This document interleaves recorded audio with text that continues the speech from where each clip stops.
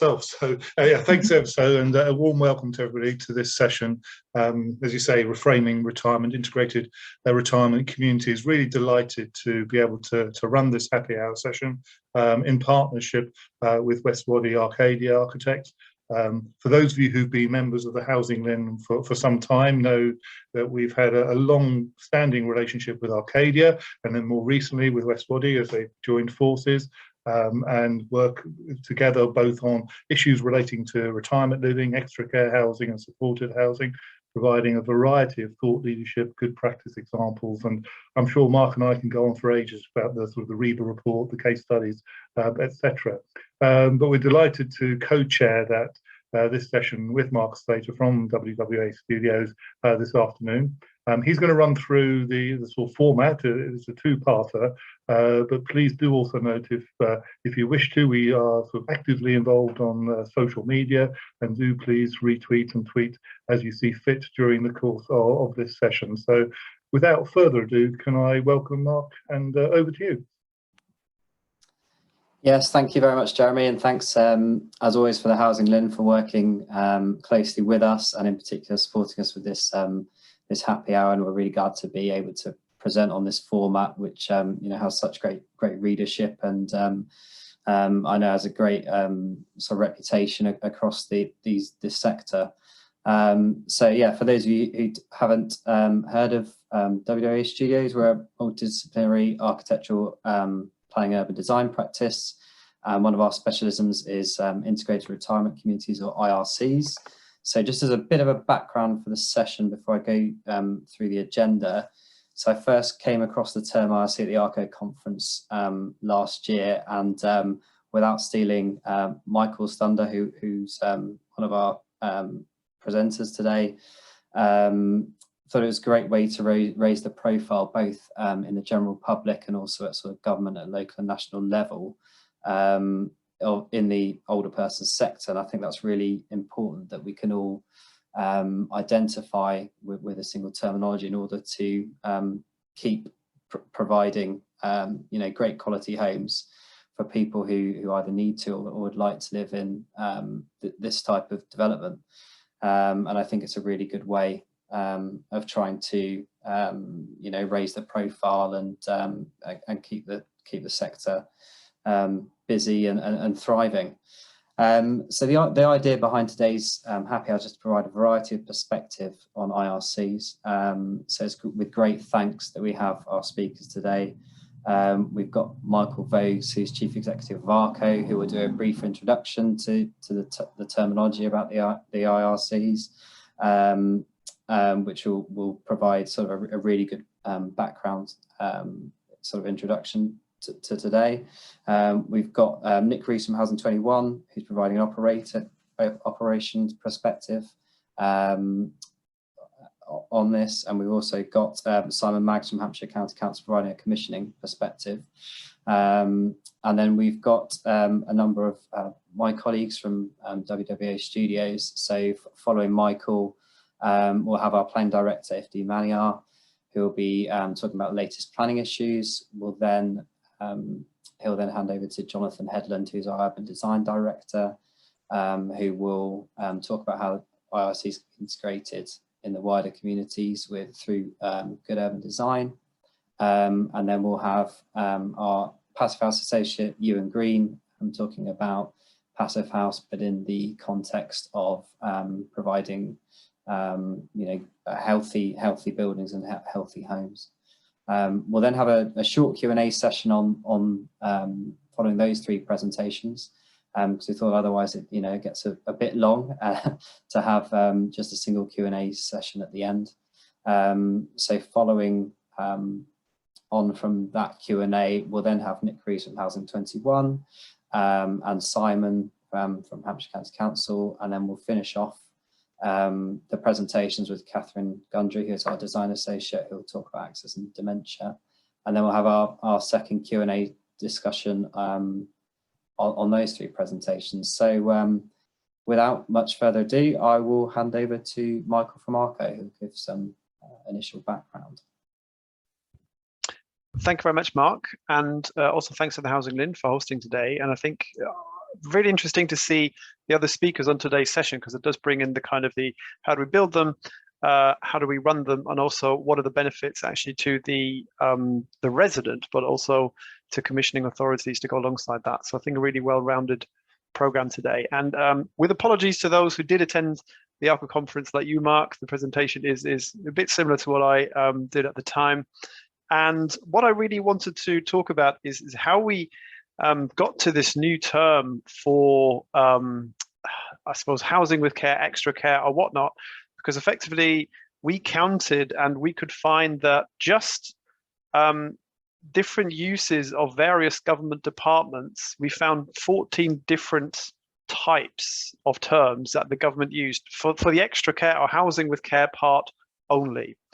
And the problem that we had was that we were spending a lot of time talking about who we were, and but importantly, and I'll come to that, who we were not as part of the introduction. And there was definitely a piece there where we needed to be a bit more consistent in the terminology we used to make it easier for commissioners, easier for stakeholders, but importantly also customers to understand what it is we were and we weren't. I'm just going to share my slides, and I think they should have come up now. Can you all see those? Yeah, I see that's nodding. perfect. Thank you. Very good. And so kind of to take you through, because what we thought was there seemed to be quite a lot of different opinions on this, and I'll talk about specifically around the feeling around the word retirement, and people thinking, oh, we should call it something different. But actually what we did, we asked the customer or potential customers about what their views were. Just briefly, I am talking about in this broader range of housing or specialist accommodation and care options for older people. I am talking about that middle bit. So the IRCs, the way we define them, is would be housing with care, so with on-site staffing, services, restaurants, and that would go all the way through from extra care housing for affordable rent, all the way through to high-end retirement villages, because it doesn't really matter what the tenure model is, because the offer to the customer is very similar. In terms of you are supported to stay there independently for as long as possible, including flexing the support that you may need up or down. So that's the context we use. So I'm only talking about this middle bit here. And this is being slightly flippant. I think the way I put it is that we had a nacho and a salsa problem, or that we were stuck in between the nachos and the salsa. And I know this may sound slightly odd, but what we meant by that was really that we were at pains to say that we were not a care home, obviously. That's where the nacho came from. So we always knew we're not that. And we're also quite good at saying, well, we're also something above the levels of sheltered accommodation. So we're not that and we're not that. But the question remained that there wasn't really a positive way of identifying that alternative that sat between those two. So the big question was, how do we position ourselves in between the things that we're very keen to make clear that we do not represent? And that was the main challenge. And I think the different terms that are out there, and I think we've just kind of collected some of them. I think we went up to about 22 different terms that we could find, but certainly in government usage, there were quite a few. It makes the customer proposition quite difficult, but also, and this is increasingly important when it comes to policy making in this area, if you want to construct policy around any form of treatment, and I think we'll hear about the planning treatment of these, starting with a term and a definition actually does help. A definition I know is different from a term, but seeing that there were so many different terms out there, something had to be done. And this is something, the research we did consisted of both qualitative and quantitative research. And this was what one of the research communities, qualitative communities did. This was one older person who provided his or her take on what these different terms meant. And you can see there that, the basket weaving reference, I thought for the retirement village particularly interesting, but also nursing home, somewhat less than complimentary if you look right at the bottom there about what people want. Now, if I pick another one out of here, its third from the bottom was extra care housing. And I know that extra care housing, actually in the commissioning world and in the stakeholder world, we understand that language. The problem is it's actually a term that is deeply unpopular with consumers, because this one here was just one example. That one was seen as really old people needing 24-hour care.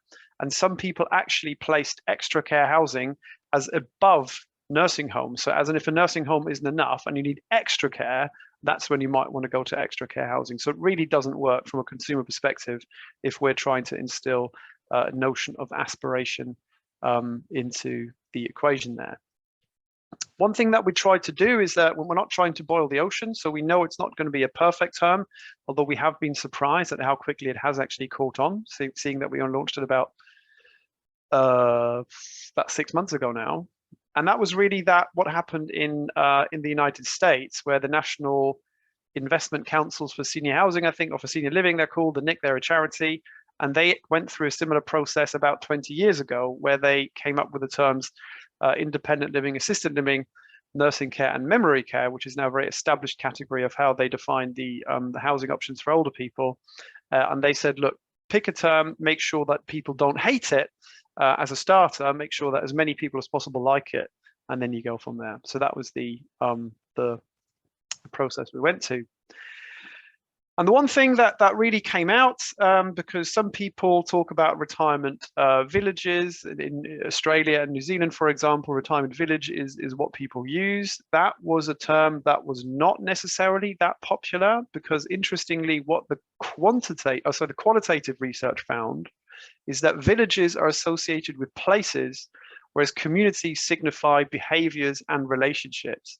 And customers are maybe influenced by COVID there, about the fact that they haven't had many relationships and interactions. Communities came through as a very positive term that didn't just denote bricks and mortar like the villages. So that community term was something that very quickly came through as a popular description of what the industry did. We actually did research on this about 4 or 5 years ago, and the term retirement community is something that we suggested at the time. The problem we had is that retirement community is probably not specific enough. And then you had providers of retirement housing started adopting the term, and you can understand why.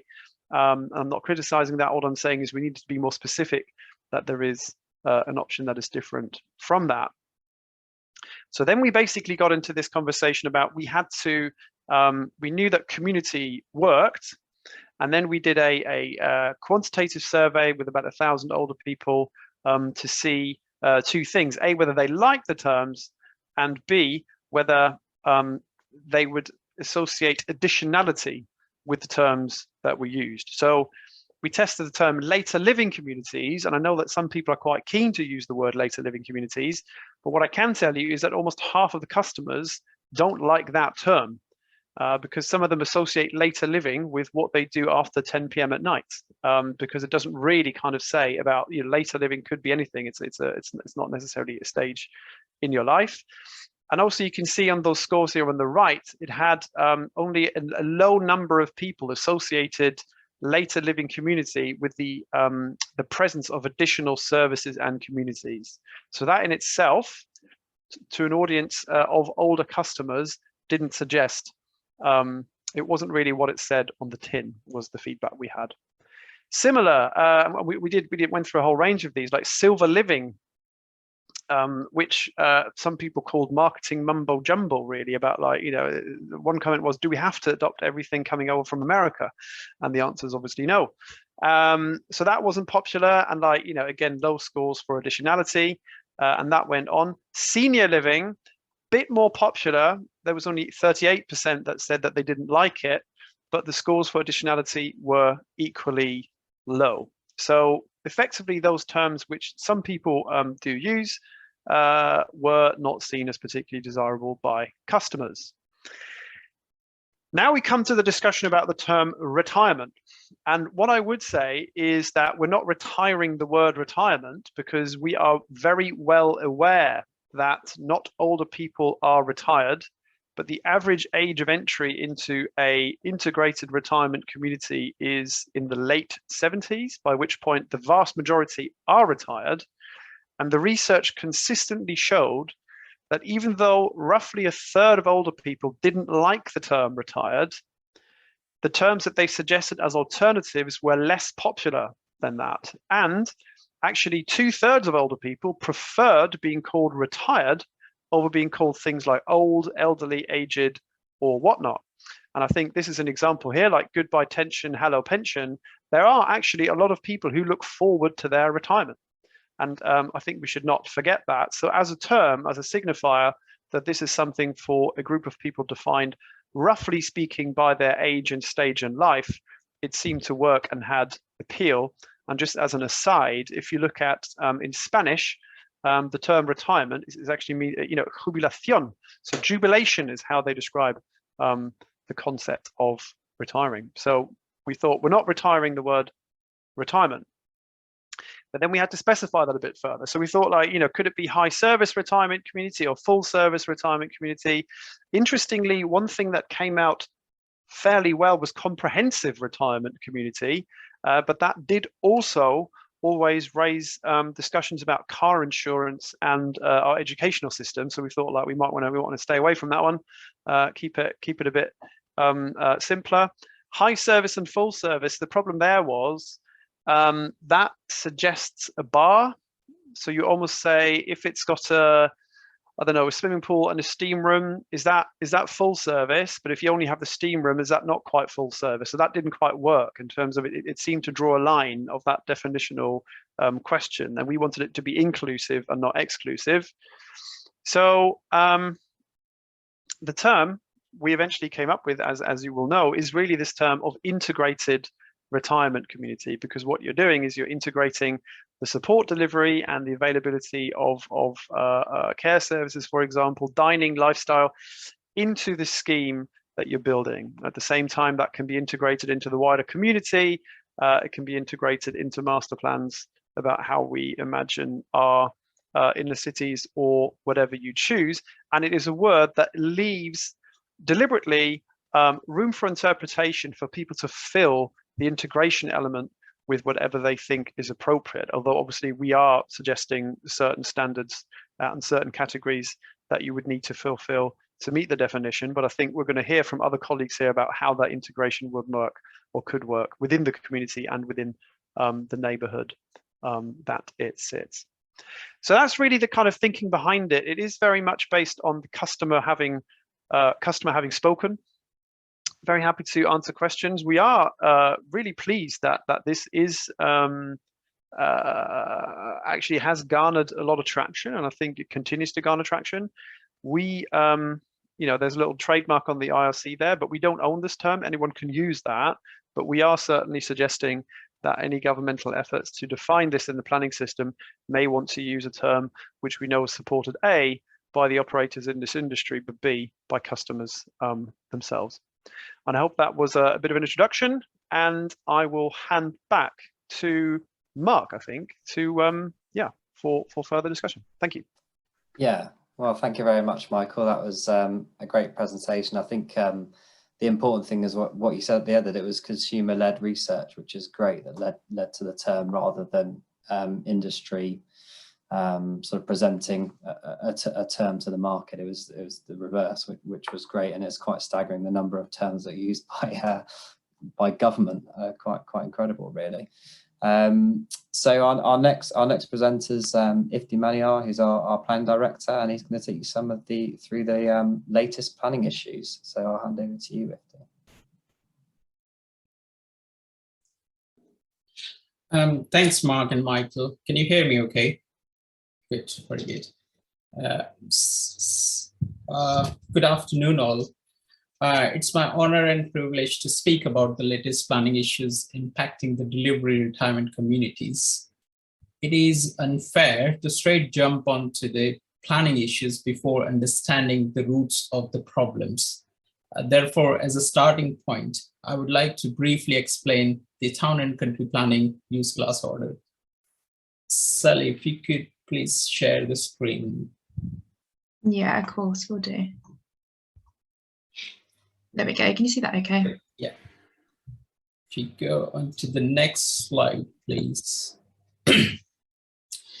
So as you know, the retirement community straddles between the two use classes, C2 and C3, as found in the Town and Country Planning Order 1987. So what is use C2 use? Use for the provisions of residential accommodations and care to people in need of care other than a use within the class C3. Use as a hospital or nursing home, and use as a residential school, college, and training center. Next slide, please. So what is C3 in terms of the care?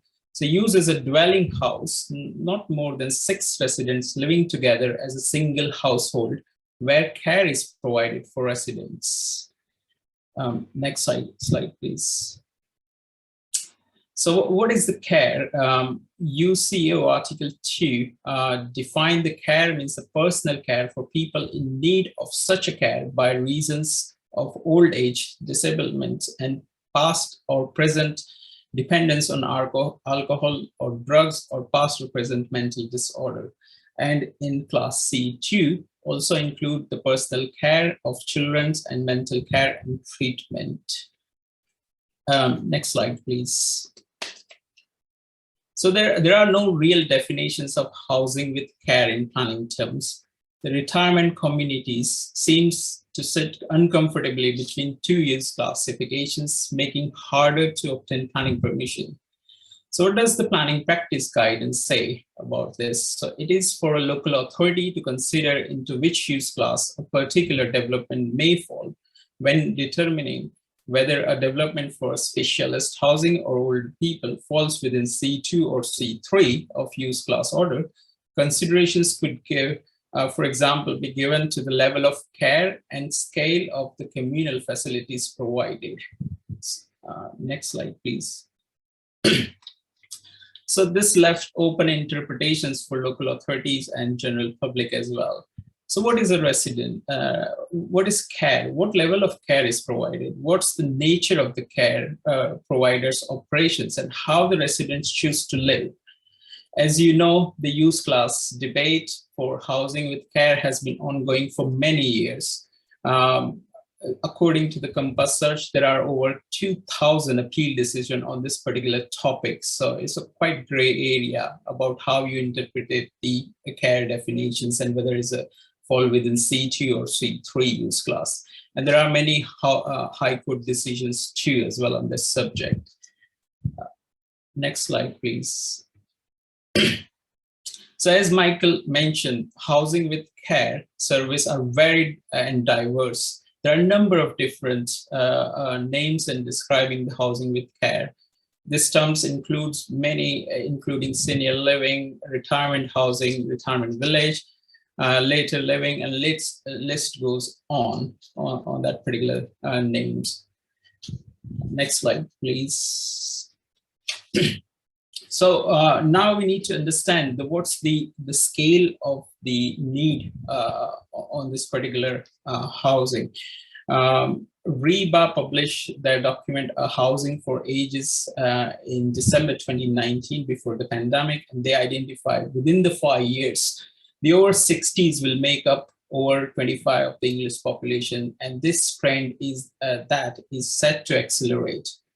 The number of people aged over 65 is forecast rise from 11.7 million to 14.3 million by 2025. Based on the growth, we need at least 11,000 housing with care units to be built each year. But according to the JLL data, we only built 3,220 units per year over the last decades. So due to the gap in supply and demand, in the UK, vast majority of the over 65 currently live in a mainstream housing market, and only 0.6% retirees live in housing with care. Next slide, please.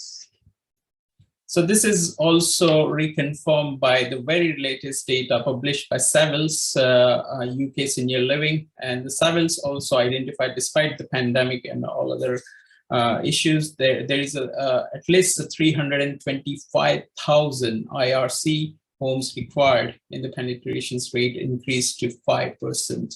And there is a market for 125 billion in the UK as well. Next slide, please. So some of you are aware of the Rectory Home case, but I just briefly touched upon that particular case where the developer Rectory Homes Limited challenged the Secretary of State dismissal of their appeal against the decision of South Oxfordshire District Council to refuse planning permission for a housing with care development in Thame. The questions for the High Court was whether, on a proper interpretations of the development plan, proposals for extra care housing within the use class C2 fell within the scope of the local plan policy requiring affordable housing. Rectory Homes pointed out that the UCO at C2 specifically exclude the C3 dwelling houses, and the local plan did not provide a definitions of the dwelling either. I won't go through into the detail, but at paragraph 65, Mr. Justice Holgate, it concluded that in summary, there is no reasons why a C2 development or scheme may not provide the residential accommodation in a form of dwellings. Next slide, please. So what we learned from the Rectory Home case, the judgment clarifies that the extra care developments falls within the C2 use class will not be exempt from the requirement of affordable housing policies unless the relevant policies in the plan distinguish between the C2 and C3 uses, so as to restrict the applications for affordable housing requirements to dwellings in the C3 use class. Following this case, there is a more uncertainty in respect of the planning costs associated with the retirement home, retirement living scheme. Next slide, please. So planning issues and recommendations. As we have seen and Michael explained, there is a significant need for integrated retirement community housing in the coming years. And IRC housing is just as important as affordable housing, and there is an even more shortage in future as well. The gap between supply and potential demand looks to get even bigger over the next few years. The government and the sector should do more to promote the IRC model, both in public services and with wider public. LPA should develop and implement a flexible planning policy that promote the appropriate IRC housing models and reflect the changing demand. I mean, as you know, most of the time, the many schemes take more than 5 years from inceptions to occupations. So the time frame needs to be factored on that one as well. The most recent government's draft Levelling Up and Regeneration Bill has little or no emphasis on the achieving IRC housing. In my view, it needs a clear national roadmap for delivering IRC housing along with the government's 300,000 dwellings per year target. Next, please. As I explained briefly earlier, the question of whether a facility is C2 or C3 has a big financial ramifications for developer and investors. We need a clear guidance on the designations of a new use class for IRC housing is required to avoid any future confusion. Also, a number of schemes often built in 1950s and 60s do not meet the modern standards and are sometimes difficult to let as well. We need a clear design policies, guidance, and funding strategies are required to achieve the highly sustainable unit in line with the government's net zero carbon and increase in biodiversity net gain policies. And lastly, due to the competitions from the alternative uses, particularly the general housing, requirement to provide the affordable housing and other contributions can mean that the IRC schemes are often financially unviable. We need a clarity is needed on the requirement of affordable housing policies and other financial contributions, maybe a reduced Section 106 agreement or still liability, so developer and investors can confidently enter in and grow into this undersupplied housing market. Thank you. I think I'll finish.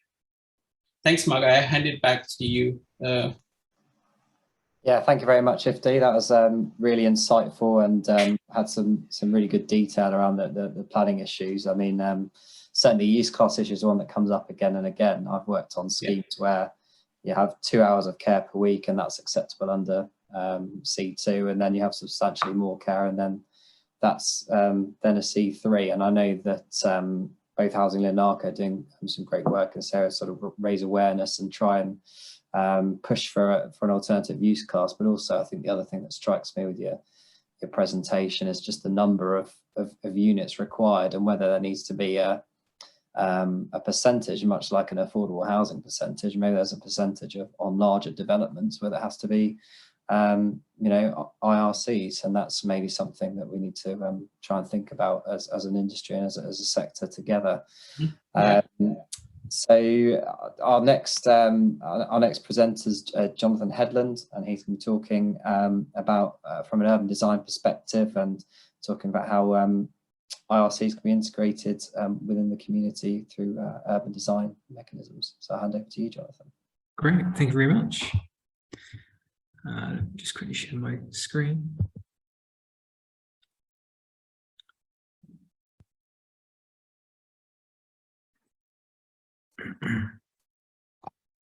Sneak peek there. Right, so yeah, thank you very much. And I'll be focusing on the integrated element, I suppose, of the I of the IRC, and talk around some of the factors that are going on and have been going on in the last few years in relation to this, and what they mean for schemes as they're rolled out and developed. So I think Ifti's point of the lead-in time for some of these schemes is a really important one, and actually so most of this detail relates to the fundamentals. So if we just talk about sort of the context where we are at the minute. 2019, 2020 was actually billed as being quite a big year in terms of a number of these anticipated documents coming forward to meaningfully move this conversation on at governmental level. Putting health into place, for example, looking at the government's work around healthier new towns from all the way back in 2015 was published in 2020. End of 2019, 2020. Equally, Living with Beauty final document was published in January 2020, and then the follow-on documents, Building for a Healthy Life, which built on the really good work established initially by CABE for Building for Life, and then Building for Life 12, and all the various local regional design bodies to really build on the research and the evidence that's putting health into place. And actually what that meaningfully can deliver and look to sort of circumnavigate through practical application within design schemes. Because I think the big takeaway from this is that some of these fundamentals are much easier and actually cheaper to resolve at drawing board stage than they are to try and find a retrofit solution in use many years later. And a good holistic look around some of these factors, including the integration element, can really, really pay dividends. So what do you mean? What does this mean in terms of market dynamics? I think we've heard a lot around the sort of burgeoning demand and unmet need for the generational circumstance we find ourselves in the UK, this massively growing older person demographic, just by nature of the age of our population currently, and what that can mean in practical terms from a real commercial point of view around, I think some of the preconceptions have been challenged for a great number of years around what it means to be in a retirement community. I think the sector has got a really good opportunity to grab the impetus that this IRC term can give and clarity that it can give in terms of meeting this unmet need in a meaningful way going forward on a commercial basis. And the opportunities that presents not just for the wealthy, not just for the enabled, but the wider community and people of lesser means who can thrive in these communities which allow aging in place. And I think integration is a really key element of that. So on the back of a number of the governmental reports that came out 2019, 2020, Building for a Healthy Life was already a good document as BFF 12, but it's integrated some of the findings and threads that are established through putting health into place and the companion documents that go with it. And I think this is a useful summary of it. So these are the 10 points considered in putting health into place and how they directly relate into a meaningful dynamic within Building for a Healthy Life, which is a useful assessment tool really from concept stage onwards to understand that you fully understood the implications of proposals and sought to address them as best possible. Really through a very thorough, detailed look of context. So what does this mean for us as designers? And I think that a real key summary of it is that a place designed for an older person or a person with additional needs would be good for all. We need to start looking through the lens of this older person dynamic, because by virtue of them being people at the end of the day who happen to be older, if we're catering for their needs, it will work for everyone. Whereas at the minute, I think for a long period of time, actually, we've been catering for the sort of general person, if you like, and that can enable other people to fall through the gaps, sometimes quite literally. So it's important to stop differentiating. Good design for one, in some summaries, cannot mean good design for others. Actually, if we come from this as a starting point, I think it will be a very meaningful step to just really moving the design considerations on for the sector generally. And actually, that adaptability, I think, is another common thread in that we're seeing through the sustainability lens in design circles in any case. And it can really be reconciled with some of these considerations. So I won't go through all of the Building for a Healthy Life principles because I think they're a really well understood document, but I think some of the important factors that they can really consider well in the context of integrated retirement communities are important to go over. And I think number one, it comes back again to the context element of looking beyond the red line, understanding the physical building context, and looking how best you can stitch that into place, not just physically, but also experientially. Identifying the places that you need to connect into and actually meaningfully allowing for that. Stopping silo development, poor levels of cross-site permeability, really do aid better integration into community, better use of community links, better use of the existing facilities that are already there. And have practical application for individual developments in their own case. And these well-connected networks, if you like, through the lens of designing for an older person can mean that there's no, it's as good for a parent with a buggy as it is for an older person. So they square a lot of circles.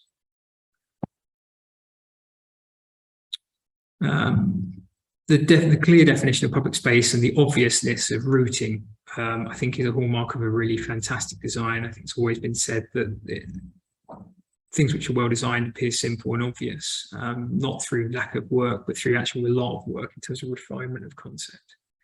And that's a really good takeaway in terms of understanding something that is going to be fit for all and is actually doing its job in an effective way. It aids resilience in things in dementia care and people aging with dementia in communities. So they have that built-in familiarity already, a really important factor that's not only good for that context, but also can mean that it's an obvious, legible place to find your way around a new entry, or if you have guests, for example. And I think some of those wayfinding things are just through obvious things like making the most of your context. We see time and time again where the front is at a back or a back is at a front. I think it's very frustrating principle that could have been, resolved through better contextual analysis and actually imagining the place three-dimensionally and how it's going to be experienced on the ground. Streets for all. I mean, Manual for Streets has been established for a very long time, yet we still continue to see very, very onerous highway design standards forced upon what could be fairly progressive, well-designed schemes. I'm hopeful that we're coming to the end of that age, but I think it's fair to say that the majority at the minute are still very, very, very tightly conscribed by archaic highway standards, and actually knowing that you can push back on those standards through good design, good justification, and good interpretation of what the actual adopted standards are today, can seek to challenge those sections and to really good effect. It's not about taking away all the highway safety metrics and putting people, cars in the same context with no clear delineation. In fact, it's the opposite of that. But I think that's the counter argument which is used to keep us in a box, if you like, on some of those more progressive sites. It can be done, but it needs to be done thoroughly and well, in terms of understanding the separation of those spaces in a way that's more legible and nicer to experience on the ground. And the idea of making the most sustainable, healthy journey the easy one, I think, is something that's really good value and something that's becoming more and more applicable. So it's a bit of a whistle-stop tour, but I think you can kind of hit the nail on the head with just consideration for all the people being good for all. If you start through that lens and that fundamental, you do the legwork in terms of evaluation of site context, understanding how the site can be experienced when it's been delivered, through the appointment of a decent consultant or in-house team.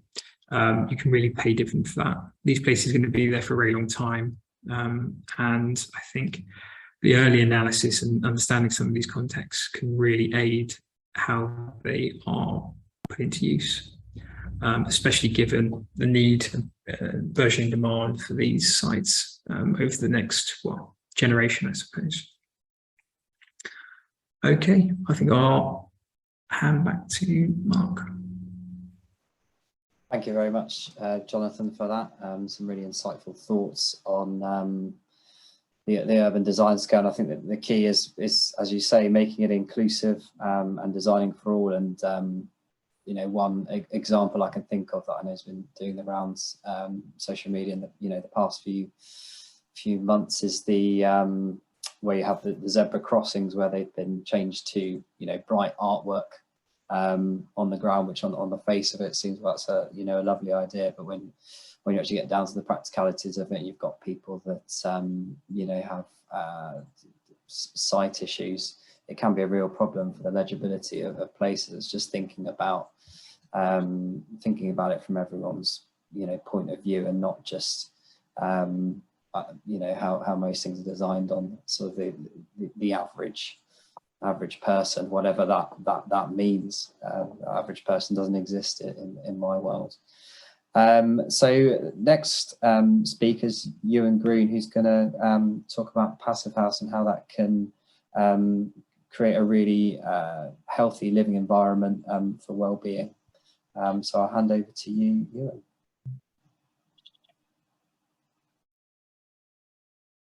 Okay, great. Can you see my screen? Yes. Yeah, okay, brilliant. Okay. You want to put it onto individual slide as opposed to the column on the left on my screen. That's the one. Is that good? Perfect. Okay, well, good afternoon, and thank you for the opportunity to give a brief introduction to Passive House and how we feel buildings can be designed better to improve people's quality of life. The title of my presentation is Passive House, the Building Blocks for Integrated Wellbeing, an explanation on how Passive House design buildings improve well-being through providing thermal acoustic comfort and improved air quality.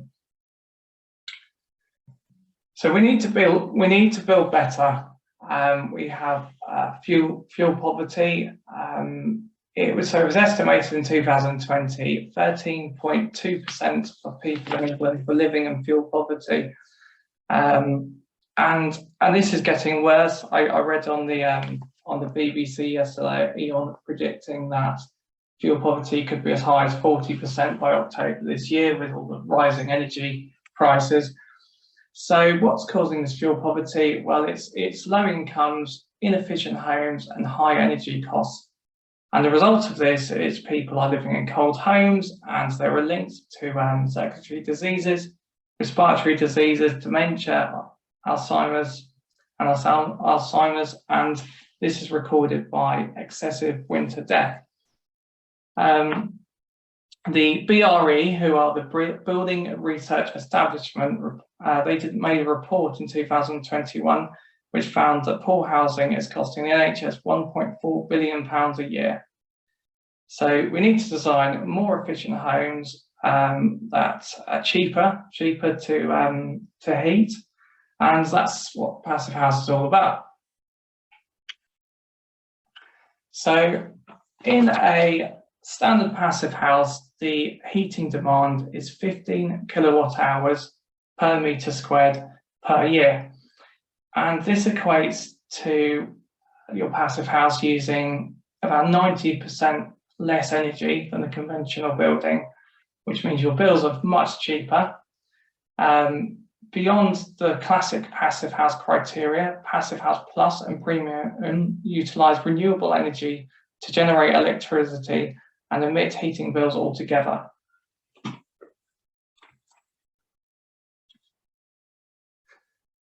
So in Passive House, we look, the diagram we've got here, it shows the heat gains and losses of a passive house on the left-hand side compared to a building with a sort of poorly ventilated building, or one of the sort of old building stock type buildings, which are more common than the modern buildings. And the example we have, this came from the course I went on a few years ago. So this house, it was left, it had no heat at all. Inside it was 21 degrees, it was left for 10 days. It was -10 outside, and the internal temperature dropped to 16 degrees. So this really just shows how good Passive House can be. When we look at thermal comfort, so even in extreme weather, facade surfaces are close to room temperature. There is a minimal temperature change, minimal drafts, and no condensation. So the way older buildings are designed, you have lower quality windows, poorly insulated walls, and these surfaces radiate colder temperatures. So if it's cold outside, you are feeling the chill when you're sitting next to the window. Because you're feeling cold, you then go and turn the heating up. So there's a sort of cycle where you're just pouring more heat and I suppose more money into the building. Whereas the Passive House windows, they have triple glazed units. The walls are all designed with high U values, so they're not, the cold isn't coming through. You're in a nice warm environment, and you don't feel the need to go and turn the heating up. So it's keeping your costs down.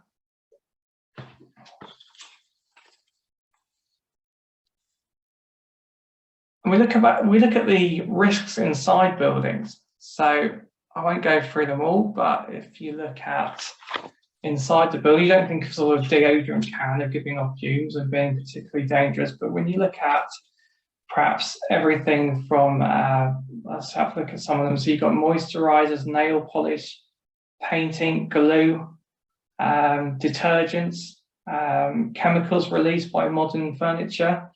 So I think the point is there really is quite a lot of things in your house that are giving off chemicals. And they have been linked to various sort of diseases and problems such as memory loss, headaches, and some respiratory illnesses.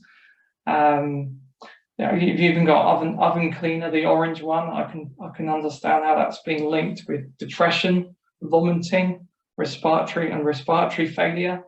So I think the point is there's lots of chemicals in your house, and these can be controlled. So let's move on to the next slide. So when we look at conventional heating, it's expensive. Circulation is often inadequate and unreliable. It's more difficult to control. If you imagine you have a care home, lots of residents, they all have individual radiators, they're all turning them up and down. depending on their comfort level, which may depend on whether it's cold outside and all this radiating cold coming from your windows. You may have poor air quality, and the poor air quality has been linked to asthma, respiratory problems, and it can be linked to condensation, mold growth, which has been linked to chronic damp and arthritis. And this condensation can damage the building, and you can have repair costs. So in Passive House, we use MVHR, and this is mechanical ventilation with heat recovery. It's excellent filtered indoor air quality. The air is continuously replaced and managed. So how an MVHR system works is it draws fresh, cold air into the building and extracts warm, dirty air out the building.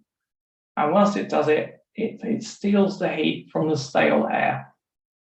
So if you imagine a sort of a honeycomb lattice, or one way to describe it, if you imagine a stack of corrugated cardboard, and that's but it's made out of metal, so you've got lots of holes in the surface and you're pushing cold air through it.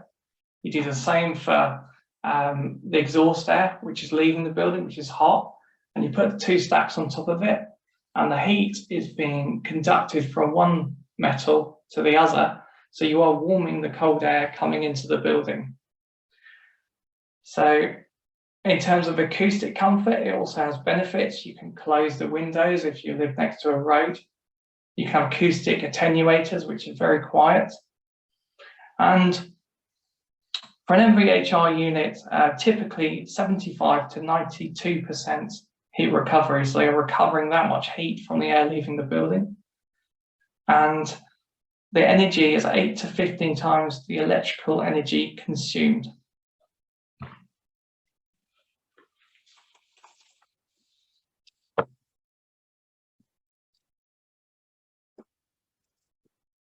So if we went down the Passive House route, well, how does this work? So you have a Passive House designer, such as myself, and you have a Passive House certifier. So we start at the planning stage, and we're developing the building. We're looking at the form, the orientation, where the building's positioning, how we can benefit from natural sunlight, how we can have glazing and absorb all this heat and use it in the building. And we use a piece of software called the PHPP, which is the Passive House Planning Package. This is a huge Excel sheet with loads of little tabs in them, and you look at the climate data. You plug in the building's orientation, where it is in the world, the U values you're aiming for, your roofs, your walls, your build-ups, types of windows you want to use. And you then look at the heat losses and gains, you look at shading, you look at buildings around your site, trees, the impact they could have. If they're preventing light coming into your building, for example.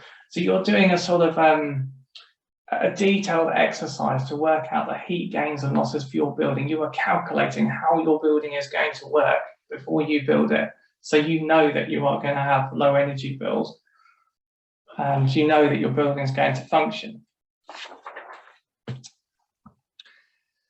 So to summarize, why Passive House? Well, you, as a Passive House designer, by going on the course and learning all these things, you're in a position to design a better building. You have the package, the PHPP. You work with a certifier. It's a quality assured process. What's designed is what you are going to get. As I have mentioned, you look at location, orientation, solar shading, heat gain and loss calculations, building shape and exposed surface area. If you imagine the perimeter of, say, a cross compared to a square, how much more exposed wall you have to the environment. So it can make a big difference. This is dictating the shape of your building. Thermal bridges, you're studying where the thermal bridges are. You are you're going above and beyond to put more insulation around these junctions to make sure the heat isn't leaving the building. So you're trying to catch mistakes early, and you're trying to build better and healthier buildings. So thank you for listening. And if there are any projects you want to discuss, please contact us. I will pass you back to the team for the Q&A. Yeah, thank you very much, Ian. I think you know, passive house design is of course extremely important, and especially with these energy price caps keep going up. But I think one of the key things for me, having had conversations with yourself, is that it's not just about low energy. It really, the passive house standard really thinks about the air quality within the dwelling, and also the acoustic comfort. And it is more about providing comfort to the internal occupants, and the energy saving is sort of a result of that, and that's quite interesting, because you don't always view it as that from when you first hear a passive house. So Jeremy, I don't know if you want to come in as well and help with assist. You know, if you've got any questions from the Q&A. Yeah, no, thanks. We've had really interesting conversations going on in the chat box as well. Sally's been posting links to various papers that both Jonathan and Ewan have referred to, and I know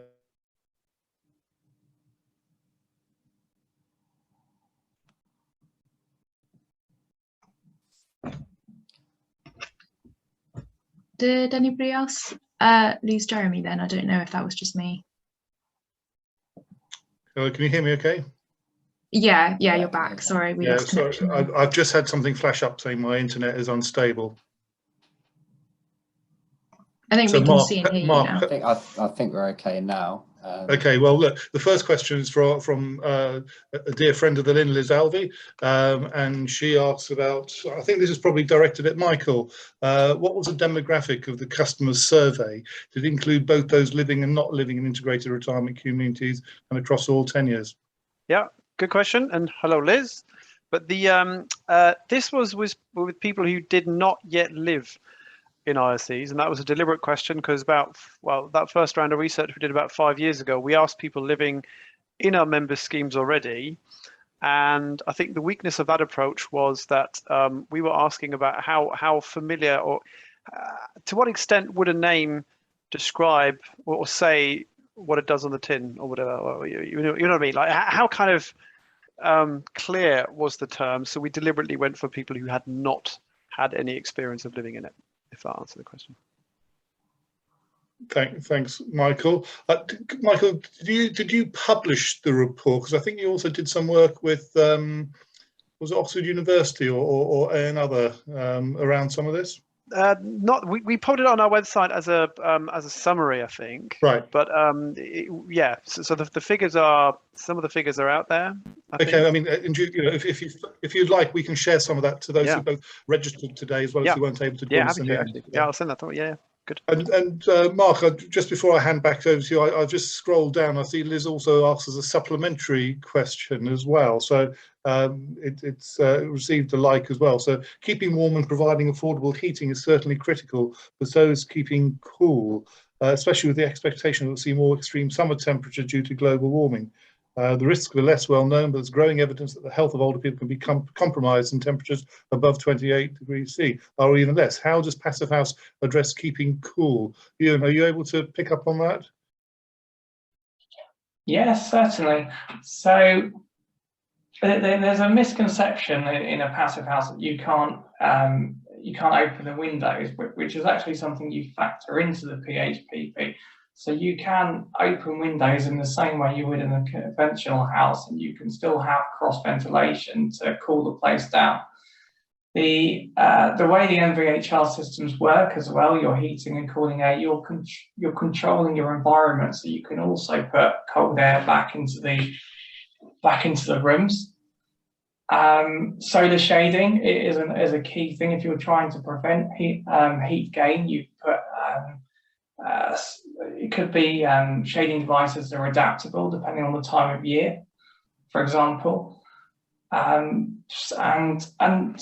Insulation in itself, people always think of it as sort of keeping heat out, but it's also it avoids you absorbing heat as well. Thanks. Any other comments people want to come back? Or Mark, have you got another question you want to?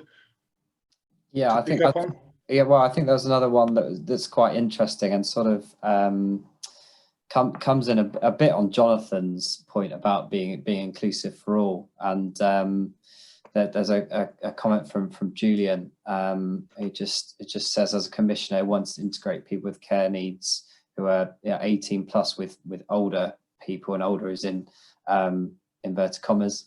The retirement term presents a problem. So what's I guess this is really directed again at Michael, but what's the take on trying to include active younger people also? And was there any younger people in the research? I mean, I guess it's a slightly different sector. They weren't in the research, and I think it's a difficult question, because on the one hand, I really understand that there are younger people with disabilities or sometimes mental health needs, physical or mental disability, who live in extra care schemes, and I can understand why they have been placed there. I think what I would say is that sometimes I'm not always sure whether, if you asked a group of older people whether they would choose to live with, I know of one scheme where one floor was being turned into a learning disability wing, for example. And I think the problem that created was that, especially if you're looking at a mixed tenure model where you're relying on some private payers who need to choose this as a destination, that can make it quite difficult to move or to attract customers if you're seeing it as as effectively just a needs-driven product, which is why effectively the vast majority of the client group is older. I'm not saying that would always preclude younger people living there, but I think from a proposition point of view where customers choose rather than are placed, I think it's quite important to be clear about which client group you're trying to refer to. But on the other hand, again, saying, I've met people, in wheelchairs that are under 65 that have had a very good time, and they've been accepted, and they've had a great experience. So I'm not excluding them, but I think it does make sense to keep them slightly separate. Great, thank you very much. I've just been following some of the chat with Ian, Tobin and Lynn, so it's not a question, but I think, Ian, you actually did put, and hello Ian, nice to hear from you again. I think you did put a question into the chat box. I'm just going to read it out just to see if anybody else has any particular responses to this. The requirement to deliver extra care on large scale sites of 300 units as described in the policy example, I think that was Tobin's policy example, doesn't necessarily address the point that IRCs are probably designed to be 100 plus units. So how does this work with the provision of traditional market and affordable housing? Anybody have any thoughts on that? I've worked on examples whereby the pounds per square foot value is actually inflated on mixed schemes where IRCs are provided in accordance with general needs housing, both in affordable and private tenure. In that it's an efficient way to incorporate affordable housing units within the mixed scheme on an IRC basis, and that actually frees land up on a disproportionate basis for general needs housing. So I think in true numbers terms it often doesn't work, but if you can be creative in terms of the land split and the opportunity it offers you in terms of some of the subjugation of the tenures, it can work and does work, and I've seen it work on a number of schemes, certainly in the southeast of England. Rather than looking at it pure on a sort of 1-for-1 basis, you're effectively getting 2-for-1 due to the efficiencies. Obviously, some of the larger IRCs, circulation and additional spaces mean that that's skewed a bit, but again, it still generally does work in my view. Yeah, I agree. That's more kind of strategic sites works really well on those sort of things, but depending on scale and locations as well, that's a very important point. Scheme. Mark, I'm just wondering whether you want to pick up Christine Brown for Wiltshire Council's question. Yes, so that's another question for Ewan. So it says, how much does passive house rely on heat generated by occupants' daily living? Are single-person households generating enough heat to provide the same sort of results as a family would, or are their heating bills going to be disproportionately larger? Sorry, so that's just the fact that you've got lots of flats in a building, is it? I think what Christine's getting at is if you've got one person living in a house, would the energy bill still be as low as if it was a family living in that house? Because obviously, if you had a family of 4, they'd give off more heat and provide. Yeah, that's an interesting point actually, because that is something else that goes back to this PHPP package. It's actually the heat that's coming off your appliances, the heat you're having showers and cooking, and even things on standby and stuff like that you actually still factor in as heat that's generated inside the house. So I imagine if you just had one person in a large house, it would actually cost slightly more, but we are still talking at 90% of a standard house to heat, so much lower bills. And as soon as you go to a passive house plus or a premium and you have some sort of solar panels or air source heat pumps or something like that, you can get rid of all your bills altogether. In lots of examples and some of the newer projects, they're actually giving energy back to the grid. If I could add something on the passive house, I mean, one thing I thought was, I think I might have to start describing the house I live as an active house, because it's definitely, all the things that you mentioned, I've got them all, like leaky, everything, basically. But I suppose the energy efficiency, and for older people, because we've just done a big bit of research with about 4,000 older people about what are the drivers that attract them to IRCs and the barriers that might keep them out. And one of the really interesting things that we found is that older people are incredibly sensitive to ongoing costs, even more so than the purchase price of moving in. And I think this current crisis here, where bills are increasing to this extent, is going to be a really interesting one, where I think people will think twice whether living in a really old house, which is so difficult to heat, is indeed the best place for them. And there is a big shift now, certainly in the kind of the private payer market, where the not-for-profits and some of the private providers of IRCs are now doing a deal where you can lower your bills and you can fix your bills in return for a bigger deferred payment, which the market is suggesting is incredibly popular. And apparently we've had members coming and saying that actually this latest energy crisis has brought customers to them because they're worried that they just cannot afford that anymore and they need to kind of find alternatives. So the whole energy efficiency of houses for this sector is really quite an interesting aspect, maybe not quite in the way you've described it, and I think that's the way we need to build them, the way you describe, but the effects of the energy crisis might be felt in different ways, and not necessarily bad ways, in terms of people realizing that maybe there's better ways for them to live their last 10 years or so.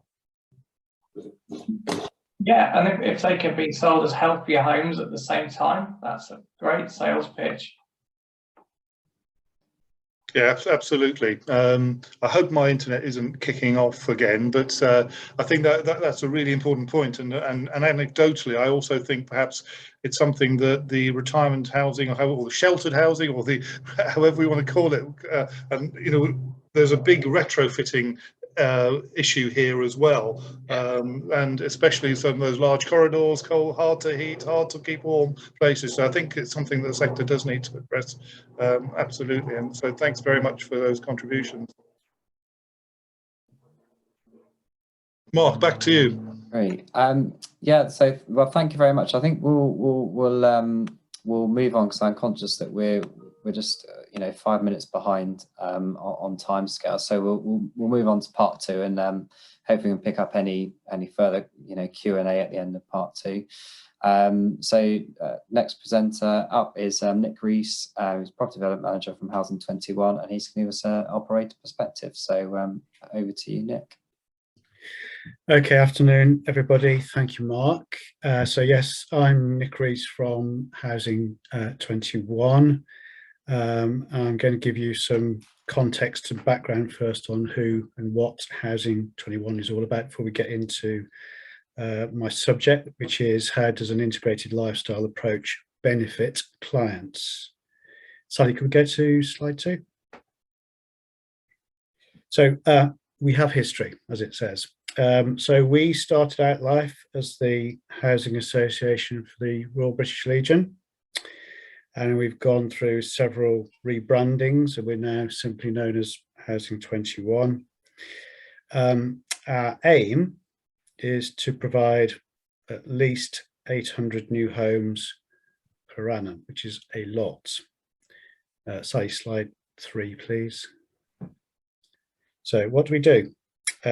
We provide both retirement living and extra care living. So in a ratio of 80% extra care and 20% retirement living. So clearly the emphasis very heavily on the extra care. So 160 units retirement living per annum and 640 per annum for extra care.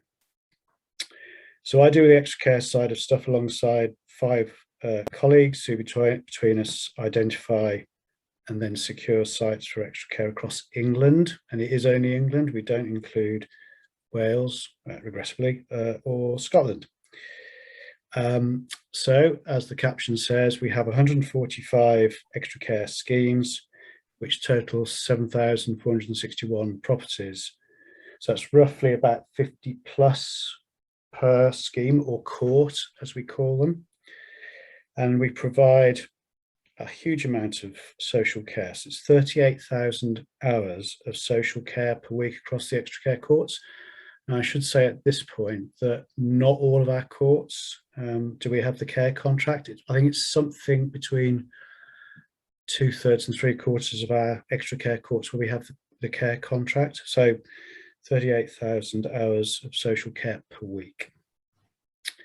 A court itself will range from between 60 to 90 apartments, but there are exceptions to that, especially at the lower end of the scale. Okay, Sally, next slide, please. So a little bit more about us. We're not for profit. Importantly, we're a provider of retirement living and extra care for people of modest means. And so the tenures that we provide are social rent and shared ownership. We are looking for people very much over the age of 65, although the entry level is more 55 probably, but most commonly over 65. We've been going for a long time, 55 years, and we work with a lot of local authorities, so 240 local authorities counting across England. And importantly, we are a leading dementia-friendly organisation. Sally, number 5, please. This is some scary stuff really here. I think 1 or 2 of our previous speakers this afternoon have touched on some of this. It does no harm to reiterate some of this. So we're generally, as a country, struggling to keep up with the increasing demands of an ageing population. We are pretty well provided to help with that as Housing 21. In 2021, 11 million people in England aged over 65, and that is going to go up a lot and quite rapidly. So in 50 years' time, a population of another 8.2 million, so roughly the size of present-day London, will be in this category. I'd then quite like you to just have a look at the population growth graph on the right-hand side of the screen. So this is by region, and the key line to look here is the one at the top, the blue line. So this is showing population growth by region over the 10 years into, so we're 2 years into that 10-year span. And you can see from that that there are 3 or 4 regions in particular where there's going to be some considerable growth in that over 65 population. So I'm thinking Yorkshire and the Humber, East England, London, of course, and the Southwest in particular. So that's what we're up against. Sally, can we have slide 6, please? So this slide, there's two aspects to this. One is really looking at how we approach things internally within our courts. So that would be how we deal with dementia and the subheading about integrating within the local community, and an external one in terms of ethnic minorities, which I will address. First and foremost, with dealing with dementia, there's been quite a debate up and down the land about provision of dementia wings or not. We have quite a large number of people at various stages of dementia within our extra care, and I think the last survey we did, we may well be over it now, 25% of our residents, which is scary. Where we are the care provider, and bearing in mind, as I said earlier, that we're not always the care provider, although we are in the majority, there's always at least one member of staff who has advanced training in dementia care, so that staff member could take responsibility to deal with issues and offer support to other residents and members of staff. Now, in our experience, we've got about 5, maybe 6 schemes, I think it is, where we have got specialist dementia wings, and as an organisation, we've come to a conclusion that a dementia wing approach doesn't work well for us. Therefore, we're not bringing any more courts forward that have got dementia wings. I think the consensus is that there are more disadvantages with dementia wings than there are advantages. Issues such as segregation of people and the labelling of people by a condition, which in some ways is really quite illogical, because you're already having those people living well within the wider scheme already, so why segregate them out? It's also probably true to say that then if there's limited opportunities for people who don't have dementia to support those with dementia. I do acknowledge, having said that, that has to be balanced, because there are certain behaviours with dementia where it becomes quite challenging. And I think walking with purpose is one of those where people go, as I used to call it, walkabout. So that, you know, that is a challenge to be addressed. I think also it's not a good idea for the reason that you're concentrating people with dementia into one area, and that in itself can cause agitation. But recognising that there are limits as to what you can do with extra care where you have got people with dementia. But I think our decision, which has been fairly long fraught in terms of our discussions, is that we don't like the idea of dementia wings any further. And I know, having said that, I'm aware that some local authorities across England seem to be promoting the idea. But maybe that's something that people want to perhaps think on. Ethnic minorities, this is quite a recent change in terms of from last year, really, from 2021. We're looking to provide at least 10% of our homes in areas where there's at least 30% of the population within the ethnic minorities, as determined by the IMD deciles, the indices of multiple deprivation for England. And so that's at fairly early stages at the moment, and we're having conversations with local authorities to understand their position, their policies on this, and how they see the provision of extra care for ethnic minorities. It is quite notable going around our schemes that it's very white-faced, very, very white-faced, and so you could argue that ethnic minorities are not being addressed, so it is something we are looking to change. And the last thing that I really wanted to touch on was integrating within the local community.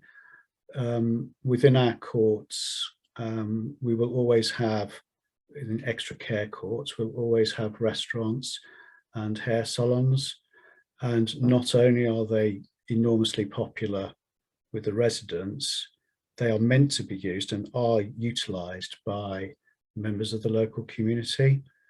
And it's a good way of integrating a new facility of, say, 70 new apartments into a pre-existing community. Restaurants and the hair salons will have external doors, although you can come in through the main entrance of the course. They do have their own separate external doors. And so it's one of the ways that we seek to address both integration between the residents within a scheme, bearing in mind they're all strangers pretty much when they start together in a new scheme, but also integration within that local community, which is probably typically a town rather than a village, because we need the GP stroke hospital services around nearby, which you don't really get with villages. Very conscious that this is an absolute gallop through it all, but hopefully that has touched upon some of the main points. So if I can hand back to Mark. Yeah, no, thank you very much, Nick. That was really insightful, and I think it sort of raises the main point that integration of anything is not different to the rest of society, really, and it poses its own challenges in various ways. And no, I think it's really some really interesting, sort of provoking thoughts, I think, probably for listeners from that presentation. So thank you very much. So next up is Simon Maggs from Hampshire County Council. He's going to be talking about how IRCs can help bridge the gap between health, social care and housing. So over to you, Simon. Thank you, Mark. I'll try and share my screen. Can people see that? Can somebody wave? Jeremy, perhaps? Good start. Good start. You may want to just put the main slide up rather than having the slides on the left-hand column as well. Yeah, got you. Cheers, Simon. Said confidently.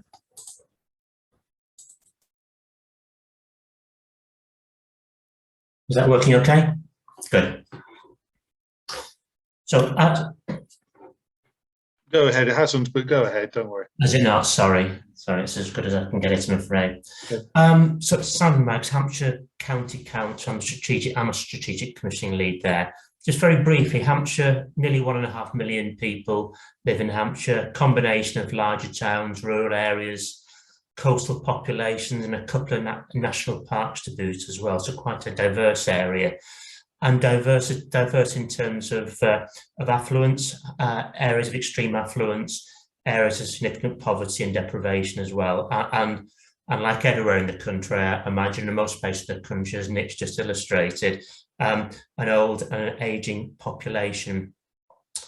Hampshire County Council is an upper tier authority, so its responsibility includes social care and public health, and it still has some planning functions as well.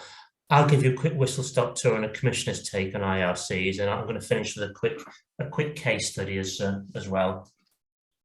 Simon, I've just screen shared for you on your behalf, so if you just want to let me know when to go on to the next page, I can do that for you. My buttons didn't work when I pressed them, thank you. Yeah, if you go on to the next. You're welcome. Thanks, Sally. So our strategy, County Council strategy, isn't probably massively different to lots of other local authorities, particularly upper tier authorities. We've got a number of ambitions, but they can broadly group around three themes. Firstly, the idea that we want to support older people to live independently and to live longer, better, have a healthy, longer life expectancy. We want to see a reduction in demand for health and social care services. Nick picked up a moment ago about increasing demand and increasing pressures. We want to try and reduce that demand as much as possible. We want to try and keep people out of residential settings, out of nursing homes and out of hospitals, and really keen to focus on housing-based solutions. And to do that, we need to work across all sectors, a range of stakeholders in the commercial, in the public and in the voluntary sector as well, all around aligned objectives. And importantly, we want to capitalise the benefits and the role of communities as well. Communities at different spatial levels, communities that may form within very specialised older adult schemes, a wider housing estate, or in wider mixed-use neighbourhoods as well. And beyond that red line, as Jonathan talked about a little while ago. And fundamental to our way of working, both in terms of planning and operational perspectives, is strength-based work and the ideas of communities working together to look after themselves and individuals being able to support themselves as well. Next slide, please, Sally.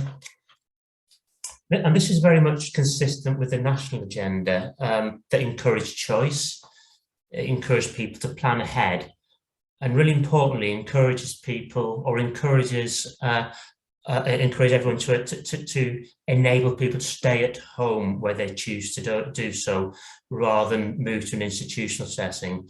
And that could be a historic home, somebody lived for 10, 20, 30, 50 years, but it could be specialised housing, it could be IRCs, specialised IRCs. And really importantly, and pick up one of Nick's last slides, encouraging people to be part of the community as well. And that's just them interacting with the outside world, but it's inviting the community in, being part of that wider neighbourhood is very, very important. Next slide, please. As I said a moment ago, we see housing-based solutions as being a key lever. It's a really important thing that can help us achieve our objectives. I won't go through this slide in fine detail. We all know about poor quality housing and how housing circumstances can impact on health and well-being. Things like accessibility, poor accessibility, affordability becoming more and more important. Direct housing costs as rental affordability, mortgage affordability, and as Ewan pointed out, the issues of affordable warmth, which we're all becoming increasingly aware of. A really interesting way to say about a passive house, not just from an energy efficiency perspective and an affordable warmth perspective, but the impacts on health as well. And also social isolation as well, people being socially isolated within communities. And of course, all this has a long-term impact on the public purse. There's a figure down there at the bottom left-hand corner about the impact on the health service. The costs on social care sector are incredibly high as well. And one of the reasons we see housing-based solutions as being a key lever is that this asset-based approach, the idea of creating high-quality housing as part of wider communities, we feel can help tackle these challenges and meet objectives. And in particular, we're focusing on extra care housing. It's really interesting what somebody said earlier on about being 14 different definitions of extra care. And I totally understand that. And I totally get the fact that people don't really often people don't understand what extra care means. We'll explain in a moment what we view it as in Hampshire. So extra care housing in our world is one of the key ways of doing this. And there's a map on the right that you should be able to see. That illustrates Hampshire. It's 11 districts. We're working with RPs, including some who are on this call today, to provide 19 extra care housing schemes, excuse me, across the county. There's 19 in existence at the moment, which provide around 850 homes for people. That's close to 1,000 people in occupation. The latest opened back in October of last year. We've got 2 on site at the moment, and which will open in early part of next year and the late part of next year, taking us to 21 schemes and over 1,000 homes. And we've got ambitions to boost that to around 1,500 homes across the county in the next few years. And that's going to be at least one, should I say, in each of the 11 districts in the county. So everybody within their local housing market should have access to extra care housing. Next slide, please. In terms of bridging the gap, sorry, Matt, one outlet message just pushed up on my screen, so let me just get rid of that. I've just lost the slide, Sally, I'm afraid. Could you put it onto that slide 4, please, or slide 5? Hello? Yeah, can you see and hear us? I'll stop sharing and I'll reshare my screen and hopefully we'll pop up. Can you see this? Not yet. Can anybody else see my screen sharing? Yeah, I can see that. Don't worry, Okay. if I click through mine, the same thing you click through yours will be okay. So we should have a slide called Bridging the Gap, if people can see Yeah, it. let me get that for you. Great, thank you. So extra care housing, instrumental in terms of bridging the gap between health, housing and social care objectives. As I said a moment ago, we've got real focus on the increase in supply. Our main focus is affordable housing, as that's the core client group that we have responsibility to meet. But we encourage the provision of mixed tenure housing, so affordable rented, social rented, shared ownership, and also market units in one of our schemes as well. We view some of the key ingredients of extra care housing as having 24/7 care on site, a range of facilities, hairdressers, restaurant, cafe, garden as well. We see tech as being really, really important as a way of trying to lift social care burdens and NHS burdens as well. Residents tell us that they like the fact there's nighttime care, there's 24/7 care there. People can deliver, carers can provide planned care, but also unplanned care and emergency response 24/7. There's activities on site, organised activities on site, and a sense of community as well. That's what they like. How they feel, they often feel less isolated, they feel safer, and they feel healthier as a consequence. We see very much extra care houses as being part of the community, and I actually have an important role in place shaping and really interesting what was said about the planners' role in this, and we work really closely with our planners in the county council, but also local planners around the districts as well, in trying to encourage extra care houses to be incorporated in large sites and as part of Section 106 agreements, as part of mixed communities. And we see them as a way of not only delivering housing, but also the ways of building strong, mixed, stable communities and them being self-sustaining as well. But beyond the buildings themselves, the integration of services is really important. There's integrated approaches to developing integrated communities is fundamental. And the idea of an extra care scheme being an asset within that community, it can be a focal point to provide health and wellbeing services. Some of our schemes have got rooms that can be used by podiatrists and health visitors, for instance, and trying to adopt a person-centred, joined-up approach between health and social care. One of the interesting new ways that we're trying to promote this joined-up way of working is around physical activity. Some people will be aware that things such as falls increased over the course of the lockdown period as older people were less physically active. More people going to hospital, fewer people coming out of hospital back into extra care schemes. So we're doing a lot of the work, or just about to start some work with landlords, with our public health team, with our districts, councils, and with their leisure centre operators, and looking at ways to reduce falls, but also support diabetes management, COPD, dementia, a whole range of conditions through introducing physical activity within our extra care schemes. And our new schemes have been developed to facilitate that, but also to introduce signposting in those schemes to encourage residents to use facilities out in the community. Another example of them working with, of being part of that wider community. Next slide, please. Does that click through? Sorry, I'm not getting to see it. Yeah, sorry. Yeah, we're on to a move to IRC. Thank you. That's my final slide. Thank you. I want to just finish the quick case study, which gives an illustration of the benefit of extra care housing as part of an integrated community. Sue in her 70s, first floor flat, housebound, but not only housebound, bound to her lounge area, couldn't get into bed at night, had to sleep on a bed. I sleep on it in a chair, on a sofa. Significant amount of care going in there, significant health needs, physical health needs, but also eventually a mental health diagnosis as well. The screaming, the shouting upset her, but obviously it didn't help the provision of care. She was unable to move around, bear her weight, leave the flat independently. It wasn't possible to adapt the flat to meet her needs. She didn't feel part of a community. She wasn't part of a community. There's no way she would recognise the term integrated community. She moved a little while ago, a few years ago, to an extra care housing scheme located in a mixed-use neighbourhood, not far from a town centre. Actually, there's a bus stop outside the back door to the scheme, which is a 2-minute ride into that town centre. Mixed tenure, self-contained flat, 24/7 planned and unplanned care.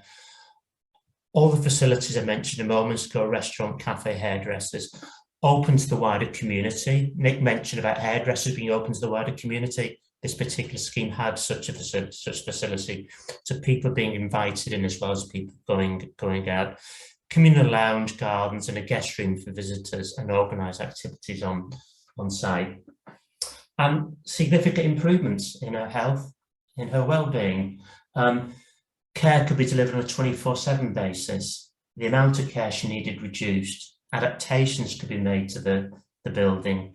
An improvement not only in physical health, but in her mental health. And really importantly, a connection to community developed. Not only did a daughter come in to see her, but a daughter took her out as well, took her out for lunch in the local pub. She could visit a hairdresser outside of the scheme if she wanted to. She could go to do her own shopping shopping for clothes and food. And within the scheme, she could mix with people in the communal lounge. So all those contributed to an improvement in her health and her well-being as a consequence of improved housing, improved health services, improved ability to deliver health services, improved ability to deliver social care services. She died eventually. She's been there for around 3 years ago, but she died in her own flat, and she died with carer support, according to her own wishes, and never had to go into hospital. And that, in some part, is something of a success story. She lived as part of a community for those last 3 years, something that would have been denied to it if she'd stayed where she was. And I think that's just one illustration of how IRCs can help meet the objectives that I talked about earlier on the start of the presentation, about maintaining independence, about recovering health as well as staying healthy longer, about being part of a wider integrated community in a wider neighbourhood, and about reducing the demands on the health sector and the social care sector as well. Thank you. Thank you very much, Simon. I think that that last slide was very powerful and really brings home, you know, how much these IRCs can impact on individuals' lives, and that's really what it's about. It's about the individual and improving lives. And I think the other point you raised that was very important was about giving people choice and having the options on their doorsteps. You know, IRCs might not be for everyone, but you need that choice locally available, which is really important. So I'll move on to our final presenter today, which is Catherine Gundry, who's going to be discussing about accessibility and dementia. So I'll hand over to you, Catherine. Thanks, Mark. Please get my screen share.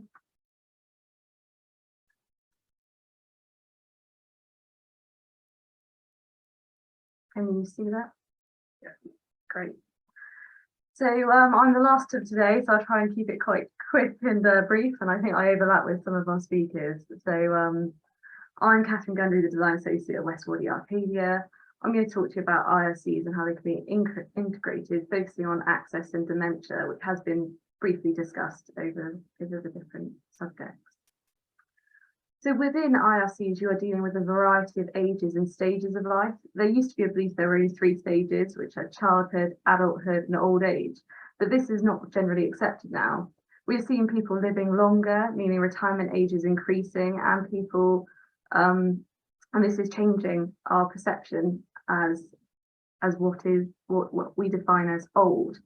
And where do we categorize someone as suddenly being old? I read somewhere that it was 73, but I don't think that's generally accepted. When we discuss IRCs, we discuss a diverse range of people living, using and working within the grounds, which needs to be considered throughout the design and operation of the scheme. Generation commonly means 25 years. Therefore, an IRC houses multiple generations. How do we design with diversity in mind, and what does this mean?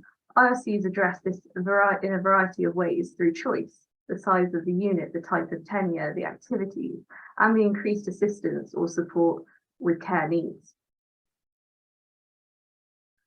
So a little bit of fun, I think. The pictures represent a range of people, some of who are still working and the majority who are actually fitter than me. We have actors, runners, bodybuilders, athletes, politicians and broadcasters. All would qualify to live in an IRC based on age alone. How do we make schemes enticing to such a varied group of people? A lot of over 65s are still working and will potentially be for some years. We need to consider working from home, office spaces as potential questions and offers people will be looking for. When people are writing their briefs for care settings, they don't imagine the people showing on the slides. We need to move away from the fictional older person. It is easy to categorise it as them versus us. But as we age, we are similar people. My nan used to say her reflection changed, but her personality didn't. But you can imagine what my nan was like now. So we need to focus on designing for real life scenarios and the real diversity in these projects. Although in general, sensory and cognitive decline is a part of ageing, there is no one brief for older people's housing. You can have 50-year-olds with MS or early onset dementia and 100-year-olds running marathons. Furthermore, the visitors, family, grandchildren and staff will be overlapping using these spaces, which highlights the need for design for all, which is what Jonathan touched on about communities. So why the IRC? An IRC covers multiple stages of moving, from right sizing, lifestyle moves and care moves. It allows for proactive decisions to move to attractive housing solutions. Often decisions are made too late, which causes rushed decisions and sometimes worsens health conditions. The graph shows the perceived moves related to age, but the IRC would cover all of these within one roof or scheme.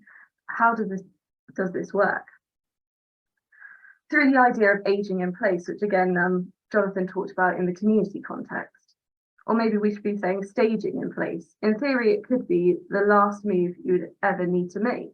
What does this mean? The environments are designed to consider a range of cognitive, physical and sensory abilities. This is through an understanding of how design and management run a scheme to reflect all the different user needs. Moving to schemes like the image on the slide could have the advantage of reducing isolation. This can be dealt with in a myriad of ways. Firstly, from within the flats, having active frontages to look out and streets to encourage interactions. Secondly, through social programs, from outings to fitness classes. My parents recently moved to an extra care scheme and my mum loves the Bristol Bears activity class. There is no one size fits all solution and it requires multi-phase approach through design, management and activities. A key aspect to ageing in place is increasing care needs to suit the individual. This can include temporary crisis care, so if someone falls and breaks a leg or has an operation, which could potentially have left people for prolonged hospital stays because their accommodation wasn't suitable to return to. Through the IRC, there could be increased care, and this could be temporary and reduce stress.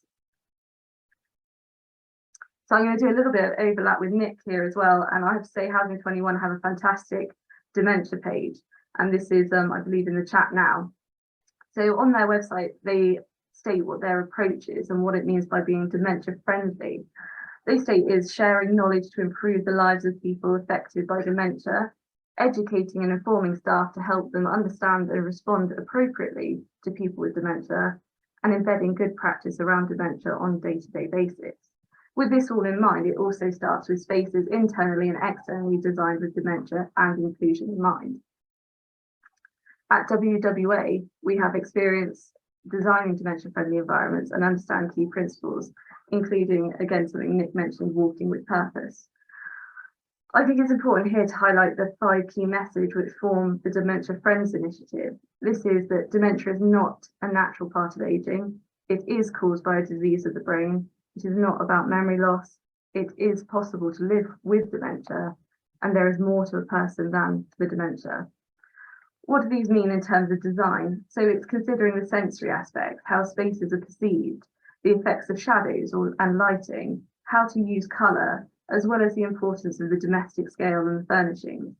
One of the struggles we had in the past is with interior spaces and how they're finished after we finished on a job, from confusing wall murals to themed decor, which can affect the user's understanding of what the space is for. When looking at an IRC, we are looking at different aspects, from the design of properties to the education of residents and the general public. Part of the planning application process has been educating people in consultation and committee about what is dementia and how providers address it, especially Housing 21. When talking about dementia, we should be talking about educating people on tolerance, care needs and support. The idea of labelling is what Dementia Friends are referring to by saying people are more than their dementia. Working together with people to achieve their personal ambitions, providing continuity and having these conversations is paramount to the success of any scheme. In terms of design considerations, areas we focus on are the idea of replicating the familiar through colour schemes and furnishing, colour coding to aid wayfinding and signpost restrictions, from doors being the same colour as walls to show that it is an area which isn't for the public, to the use of floors being different colours to break up the repetitive floor plans. Orientation is a key part to help anyone navigate the building, or even the time of year. Through green landscaping, one can tell what time of year it is, whether the flowers are in bloom, and what the weather is like. Furthermore, windows provide orientation based on what is outside. A key spire in the distance, a tree or building allow us to place ourselves spatially. Recently, we've had a lot of conversations with local authorities on the delicate divide between public and private when we're creating communities and asking the community to come in. We address this through zones of privacy, with areas which are public, semi-public, semi-private and private. Normally in a scheme, a door with a fob is that main division between public and private, with corridors being the semi-private spaces. These can still be areas for interaction with chairs and views, but they aren't open to anyone. This also ties into the safety and secure. This can be essential for people's independence, allowing them to safely walk around the private side of the building. So what I'm really saying is we need inclusive design. This doesn't stop at the red line, as Jonathan and Nick and others have said. We need schemes which are part of communities and encourage interactions. Many IRCs have communal cafes to encourage multi-generational use of spaces. By this I mean having effectively public use facilities. Bringing in the public to schemes is essential, as it is estimated over 65 spend an average of 80% of their time in the home. But inclusive environments need to support interaction within and outside the scheme. We need to consider the barriers people face when trying to access services, from blocked ramps to people blocking drop curbs. Even considerations like how many public toilets there are and benches within the community should be part of the discussion for inclusive design. Many aspects can affect people with sensory and cognitive impairments in the community as well, from how entrance rugs can look like black holes to the acoustics of an environment. When we're talking about inclusive environments, we're talking about adaptable spaces which can suit the needs of the user. We're highlighting the need for flexible communal spaces which can be tailored to a range of activities. And with dementia design, we're emphasising the need for effective education and communication to allow the integration of all within the scheme. So thank you very much. If there's the WWA team are there, if anyone needs our information, but this will be provided as well at the end of the session. So thank you everyone for listening. Well, Mark, I hope you agree, three excellent presentations. And can I hand over to you just to start off the Q&A session this time, and then I'll bring it to a close later. Yeah, okay, that's brilliant. So I think Julian had a question for Simon. Just, do you have a standard size range? Or number of units which makes IRCs viable and economic to deliver, but when they're being great to live in. I don't know if you've... You just dropped out a little bit there, Mark, but it was about the size of schemes. Yeah, size of schemes. that are viable and economic to deliver while still being great places to live in? Yeah, the smallest scheme we've got on site at the moment is 50 units. That really is at the bottom end of what we would like to do. Around that 60 units seems to be quite a sweet spot. It can work well in terms of capital investment for an RP, but also from an operational perspective, we commission the care in all of the extra care schemes in our county. So from an operational perspective, the commission care works quite well at that level. We can get a good mix of people with high needs, medium needs, and no needs, and low needs rather, depending on the amount of care hours, number of care hours they need per week. Getting towards that 60 makes things pretty viable for a care provider to operate in a scheme of that size. I think the other thing I'd just add into what Simon's just said, if I may, is looking at the other end of the scale that I think I referenced in my presentation. We wouldn't go over 90, and actually during all the time I've been at Housing 21, we haven't done anything over 80. And I think part of the reason for that is you just lose a sense of community by the larger the scale of the development, and it becomes in danger of seeing it as something that becomes institutionalized, I suppose. And so there's a balance to be struck between the bottom end of the scale and the top end of the scale. I'm kind of reiterating what Simon said, really. That's great. And sorry, Jeremy, there's just one question from the chat, if that's okay. Sure. There's a question for Nick. It was from I think it's Lynn, although I can't quite see the name on my screen. It's about recently received sound commercial advice not to integrate extra care with dementia care, and I just wondered, Nick, if you had any experience of that at all, or the opposite. Well, I think, as I said in the presentation, that I think we do integrate. It's not that we have much choice, because unfortunately the stats are pointing to increasing prevalence of dementia among residents, and so we take a positive, inclusive view of dementia, whereas there have been within the last 12 months conversations that I've had with local authorities who are, this might be an emotive word to use, but looking to segregate people. And that for the reasons that I was talking about in the presentation I did, that we don't see that as a positive. We want to have people integrated up to a point, because there's going to become a tipping point with dementia, unfortunately. Thank you, Nick. So, Jeremy, I don't know if I've hand over. Yeah, no, I was just going to say a couple of comments, and also a question really for the whole panel.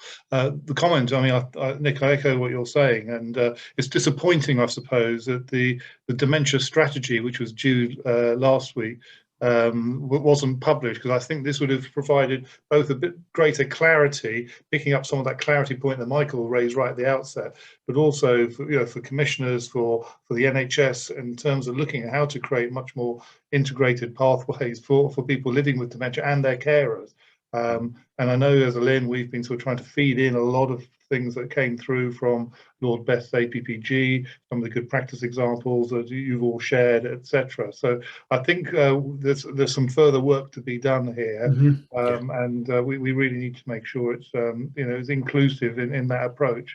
So again, that segregation may be something that's come out of perhaps some of the past practices of residential and nursing care, and segregating that. Yeah. Sorry, Michael. Yeah. If I can add to that, I think it's absolutely key that operators have a response to dealing or providing or supporting people with dementia living in their schemes, because as Nick says, you can't deny that the fact a large number of people living in these schemes will develop dementia. That's part of the reasons why they might move, maybe with their partners. But the one thing that I will throw in is that we did research again with customers a few years ago, and the slightly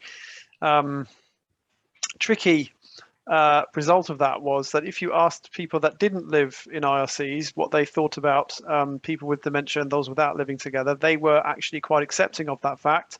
If you asked people living in IRCs already, there is unfortunately a degree of othering that does go on by those who do not have dementia. And sometimes, you know, we've been contacted by residents of schemes asking how they can maybe expedite another resident's exit from a scheme because they thought that that was impacting on their quality of life. So there is that kind of tension to manage about the existing people in it as well, which, by the way, in terms of scale, I personally, you know, I think it's horses for courses. I think large scales like the ones run by the Extra Care Charitable Trust, 250 units, they can also work well. I think it really is about personal preference, but I think that point about the dementia is really key. And I've got to say hats off to Housing 21 for probably being the most proactive operator in the space when it comes to dementia and how we tackle that. Yeah, I think that, well, first thing to say is dementia is not going to go away. You know, we've got to deal with it. And I think it's an increasing issue to be dealt with. So you can go probably one or two ways. You can look at effectively segregation or an approach to segregation, or you can look to try to integrate. And I think Michael's point, it's a good point actually, because we you know, and I kind of touched it with ethnic minorities, but also there's an issue with assuming that all residents are open-minded about things, and they're not, unfortunately. And so we get cases of racist behaviour, homophobic behaviour, whatever. And you know, it isn't a case of we live in a vacuum. And the older generation tends to have views that are different. And so, you know, there are multi-layers to all of this. It's not straightforward and simple. And so, you know, dementia gets kind of wrapped up in that as well. I think I'll jump in as well on this. I think it's also quite difficult to group everyone who has dementia in one area, because there is such a diversity and range within people who have dementia. So saying as soon as you get that dementia diagnosis, what does that mean? It might not be as severe as someone who's a lot further along that progress. And also there are other conditions that then you'd have to address as they have similar issues further down the line, and that can be kind of cognitive, or it could be to do with physical barriers. And if you start othering and putting people in kind of these labels, I think there's a bigger discussion of what do you do with other issues. So I think Housing 21, it has come up we've done projects with Housing 21, and it comes up in consultation a lot, and even with planning authorities of what does it mean to integrate dementia within care settings. And I think that's where the education piece comes in. Housing 21 are fantastic at explaining, as you can tell from Nick, what they're trying to do, and it is quite innovative, I think, in some sectors. And it's that talking, that piece on education which is lacking, I think, across the board. And I think it's also important to say that Housing 21 have moved only to do affordable, haven't you, in recent years. So, and Michael may be talking about open market as well as affordable. So I think there's also a differentiation in the tenures from both of those perspectives. Yeah.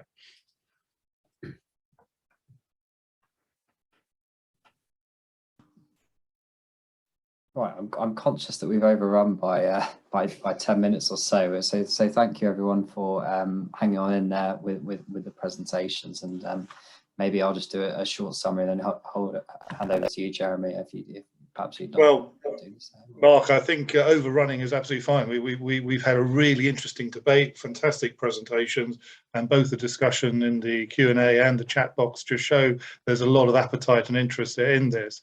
So thanks everybody for your contributions and stimulating that and sharing both your insights, experience and interest and passion in this area. As I sort of hinted at earlier, we are actually focusing on dementia a little bit more in our next week's happy hour session. So if you aren't aware of it, do please sign up for that. But in summary, really, I just want to say, thanks again to everybody. Michael hasn't had a chance to share information about ARCO's forthcoming annual conference. Please do register for that. We sent out a notification to our members today about that.